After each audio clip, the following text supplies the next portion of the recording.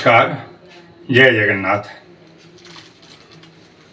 Net पर बहुत सारी विकृत पोस्ट आजकल आते हैं, जिसे देखकर केवल मुझे नहीं और भी मित्रों को उसमें चिंता व्यक्त हो रही थी। उनके मन में चिंता उठ रही थी। तो उनकी बातों को सुनकर हमने तय किया, मैं और मेरे और एक मित्र हैं सुजीत जी, कि हम कुछ धार्मिक विषयों पर यहाँ पर आप लोगों को जानकारी दें। तो कलिंगियन की तरफ से हम आज आप सभी का स्वागत करते हैं और आपको हमारे उड़ीसा में स्थित श्री जगन्नाथपुरी के पुरी श्री मंदिर और वहाँ पर पूजे जाने वाले श्री जगन्नाथ, श्री बलराम और माता सुभद्रा और श्री सुदर्शन के जो विग्रह पूजे जाते हैं उसके बारे में कुछ आपको जानकारी देना चाहते हैं। लेकिन इससे पहले और एक बात मैं कहना चाहता हूँ। प्रायतः देखा जाता है कि धार्मिक स्थलों को लेकर बहुत सारी भ्रांति फैलाते हैं लोग। इधर उधर की सुनी हुई गलत कहानियाँ का वो आगे बढ़ाते हैं, लोगों को सुनाते हैं, जिससे लोगों के मन में गलत बातें आती है। ये मैंने नेट पर भी देखा है। और चूंकि मैं जगन्नाथ संस्कृति पर बहुत कुछ काम कर चुका हूँ, जो मुझे जानते हैं उनको पता है, इसलिए मैं आपको आज हमारे कलिंगियन की तरफ से आपको श्री जगन्नाथ कथा सुनाने के लिए आप लोगों का सादर आमंत्रण करता हूँ।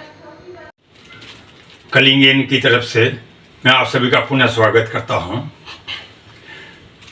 जो श्री क्षेत्र पुरी आ चुके हैं या इस पर अन्य कार्यक्रम देख चुके हैं, उन्हें तो इस बात का पता होगा ही कि पुरी श्री मंदिर में पूजे जाने से पहले श्री जगन्नाथ के रूप में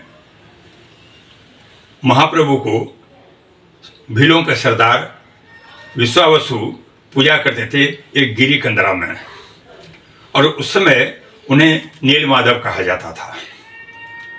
उनके बारे में अवंती के राजा इंद्रद्युम्न को कहीं से आभास हुआ और उनके मन में उत्कंठा जागी।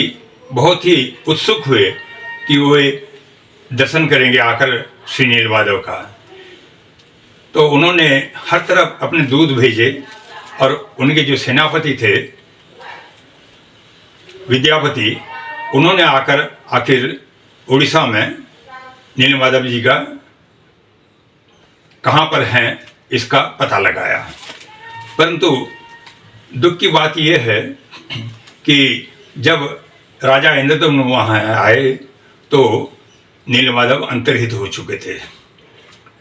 फिर उन्हें सपने में आदेश आया कि तुम चिंता मत करो, मैं एक काष्ठ के रूप में समुद्र में तैरते हुए आऊँगा और तुम मुझे वहाँ से ले आना और उसी से मेरे काष्ठ की मूर्तियाँ बनाना और मुझे मंदिर में स्थापित करना।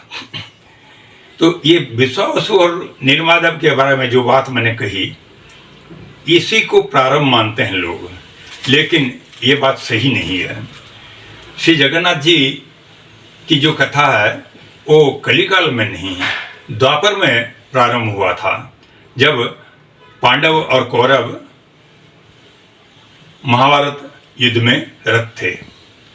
आप सभी जानते हैं कि अधर्म के पक्ष में रहने के कारण कौरवों का विनाश हुआ और केवल एक भाई को छोड़कर सारे मारे गए।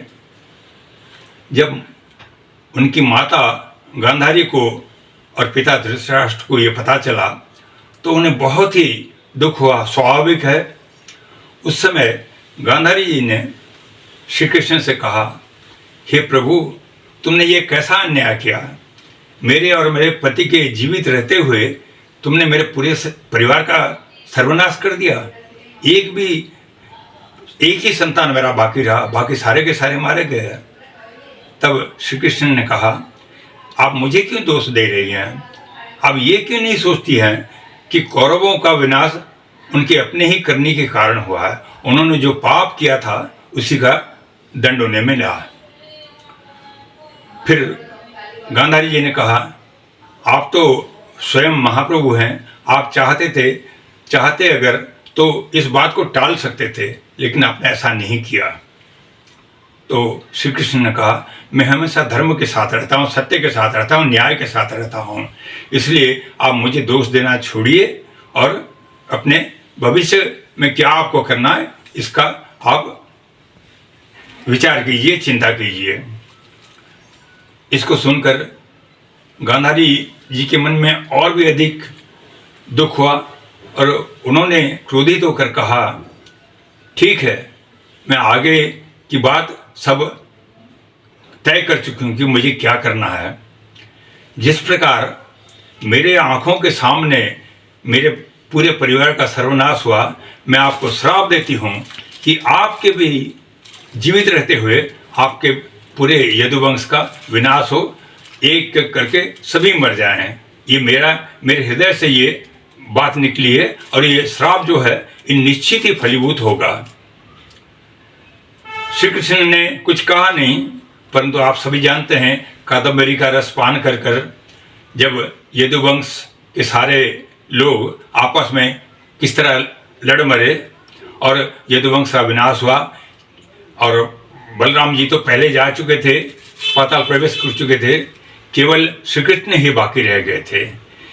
आज यहीं पर मैं कथा समाप्त करता हूँ। आगे क्या हुआ ये हम आपको अगली कड़ी में बताएंगे। नमस्कार, जय जगन्नाथ।